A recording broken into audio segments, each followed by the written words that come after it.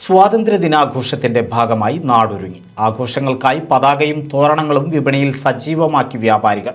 സ്വാതന്ത്ര്യദിനത്തിന്റെ ഭാഗമായി ത്രിവർണ്ണ പതാക വീടുകളിൽ ഉയർത്തണമെന്ന സർക്കാർ നിർദ്ദേശം വന്നതോടെയാണ് വിപണിയിൽ ആവശ്യക്കാരേറിയത്. തുണികൊണ്ടുള്ള പതാകയ്ക്കാണ് ഡിമാൻഡ് ഏറെ. ഓഗസ്റ്റ് 15 77-ാം സ്വാതന്ത്ര്യദിനം ആഘോഷിക്കാനുള്ള കൊടിതോരണങ്ങളും ആശംസാ കാർഡുകളും ത്രിവർണ്ണ സ്റ്റിക്കറുകളും ബാനറുകളും വസ്ത്രങ്ങളും വിപണിയിലെത്തിച്ച വ്യാപാരികൾ.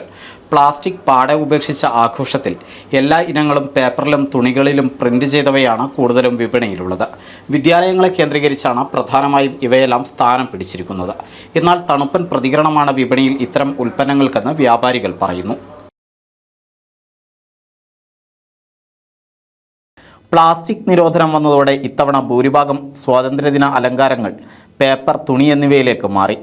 വിദ്യാർത്ഥികൾ കൂടുതലായി ഉപയോഗിക്കുന്ന ചെറിയ തരം പതാകകളുടെ സ്ട്രോ പ്ലാസ്റ്റിക് ഒഴിവാക്കി പേപ്പറാക്കിയെങ്കിലും ഇവ കിട്ടാനില്ലാത്തത് പ്രതിസന്ധി സൃഷ്ടിക്കുന്നു. പതാക നിർമ്മിക്കുന്നവർ ഭൂരിഭാഗം പേരും കഴിഞ്ഞ മാസം പകുതിയോടെ അവ മൊത്തവിപണിയിൽ എത്തിച്ചു കഴിഞ്ഞു.